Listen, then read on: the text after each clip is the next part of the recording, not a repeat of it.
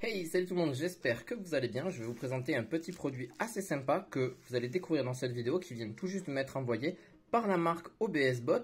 Alors bien évidemment, j'ai le droit de parler de tout ce que je veux dans cette vidéo, il n'y a pas de souci. Vous retrouverez d'ailleurs un petit lien en description pour ceux qui le souhaitent avec une petite réduction du produit, donc d'environ 5%, donc si je vous dis pas de bêtises. Sinon, vous verrez les conditions dans la description de cette vidéo, je vous préciserai tout.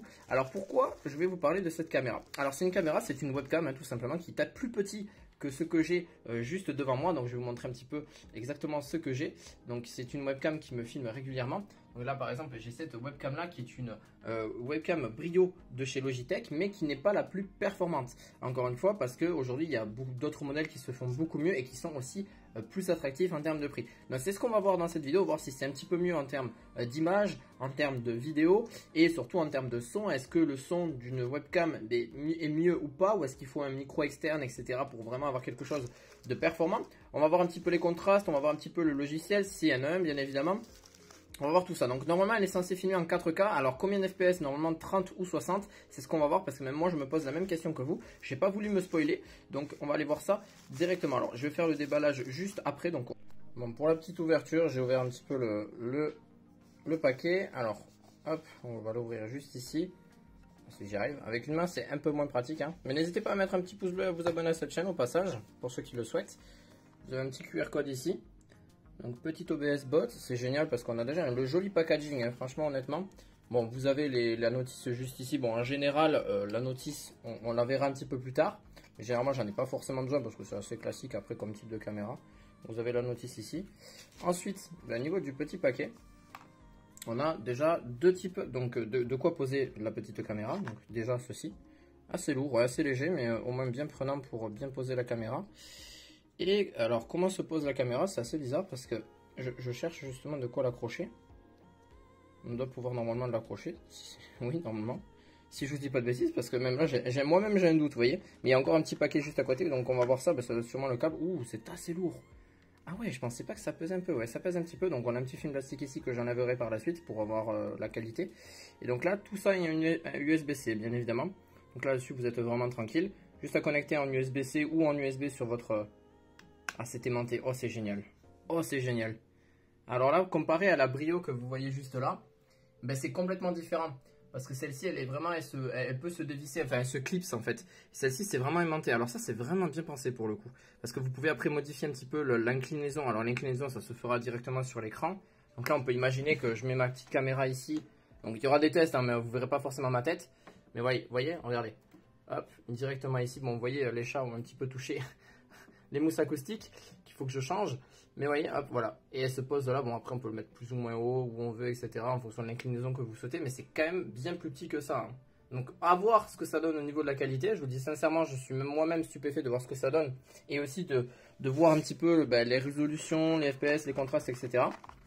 Donc, je vais enlever ceci. Et on se retrouve après, juste après le branchement. Parce que bon, là, c'est bon, il n'y a plus besoin. On se retrouve juste après, sur l'ordinateur, directement, voir ce que ça donne. Juste pour préciser... ce qui m'a été donné là dans la petite pochette qui est juste là dedans, donc qui est ici, vous avez un câble qui m'a l'air plutôt long et ça c'est vraiment appréciable. Et on a un petit cache, donc vous voyez, regardez, on a un petit cache et ça c'est génial.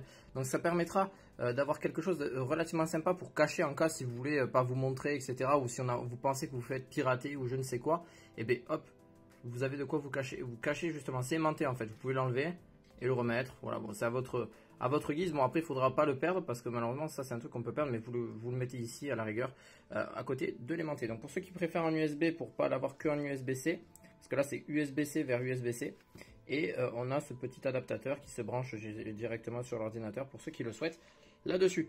Donc bien sûr c'est une caméra qui peut se mettre sur Apple ou sur Windows, il n'y a aucun problème là-dessus. Donc voilà, même pour voir un petit peu tout ce que vous voyez. Bon là tout est marqué en chinois forcément. Vous là, peut-être que là, justement au niveau de la boîte, tout sera marqué un peu. Ben non, ça c'est au niveau de toutes les petits conseils aussi, gardez bien les boîtes, c'est très important. Pourquoi je vous dis de garder les boîtes? Parce que si un jour vous voulez revendre ou vous voulez garder ou peu importe la caméra, bon là je vais l'installer juste après. C'est important parce que même si vous voulez renvoyer le colis, etc., gardez toujours les boîtes de vos produits, c'est hyper important. J'ai jamais tendance à ne pas le dire, mais c'est vrai que là il faut les garder parce que ça vous permettra plus tard, si vous en servez plus ou si vous voulez les revendre pour n'importe quelle raison, gardez-les, ça sert toujours. Alors c'est sûr, ça entasse un petit peu si vous en avez trop. Alors des trucs qui sont peu onéreux, mais là c'est quand même un coût, hein, ce genre de caméra.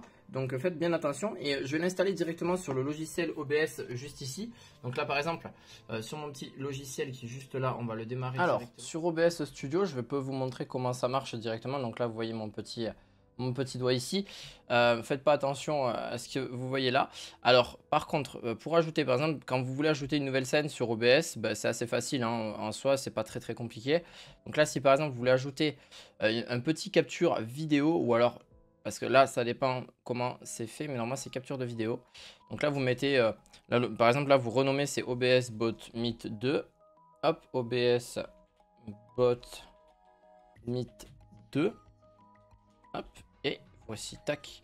Donc là ici, ben, vous avez la caméra. Donc là c'est autre chose, hein, c'est pas la caméra OBS Meet 2. Là c'est la caméra. Donc bien sûr vous pouvez avoir un logiciel qui permet... Ouais, on va voir un petit peu la différence. Ah, déjà je trouve que la qualité est pas trop mal. Encore une fois, ben, vous pouvez la mettre sur trépied aussi, hein, je rappelle, au niveau de la caméra. Donc là vous avez la petite Logitech juste ici comme je vous ai montré tout à l'heure. Donc elle est vraiment pas mal, hein, en vrai de vrai, regardez, hop. Je vais voir si le zoom elle fait plutôt bien, si elle est mieux, si elle gère mieux le truc que l'autre. Là déjà c'est sans quoi que ce soit, j'ai rien changé en termes de qualité, je sais même pas en quelle qualité elle est ou en quel FPS. Donc là comment on le voit? Eh bien on va le voir directement sur le logiciel parce qu'on peut personnaliser bien sûr la résolution, on peut personnaliser beaucoup de choses. Là vous avez les résolutions assez basiques, on a même du 4K pour ceux qui le souhaitent. Et là par exemple c'est du 4K 30 FPS, voilà 30 FPS comme on le voit là. Donc en fonction de ce que vous recherchez, ben forcément ça va être l'équivalent. Donc là on a aussi le 1080p mais qui va être en 60 images secondes.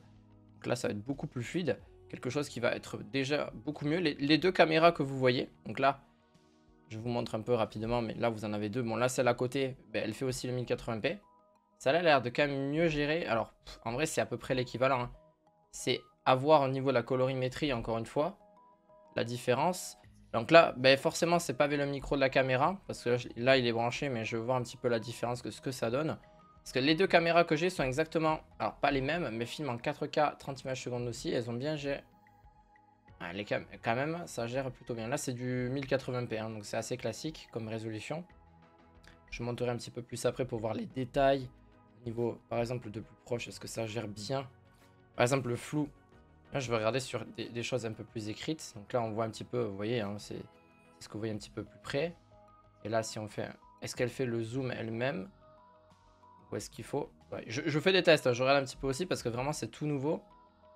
Là elle le gère plutôt bien de loin, elle le gère plutôt bien, mais de près... Ah si, elle le gère, ouais. Il faut juste un petit peu de temps d'adaptation, mais vraiment on le voit, oui ça y est, là elle le gère plutôt bien, ouais. Vraiment l'approche est plutôt bonne. Ouais, en vrai de vrai ça va, hein. Celle-ci le gère bien aussi en général, par exemple. Ouais ça va, elle le gère bien aussi. Vous voyez comme quoi, bon, les différences sont assez minimes entre l'une et l'autre finalement. Par contre, on n'est pas du tout sur la même gamme de prix, hein. La Brio est aux alentours de 200 euros, celle-ci est au niveau de 150 euros. Donc déjà, sur exactement pratiquement les mêmes choses. Vous voyez? Alors là, l'autofocus prend un peu plus de temps sur celle-là, j'ai l'impression quand même. Attendez, si je mets pas mon doigt devant.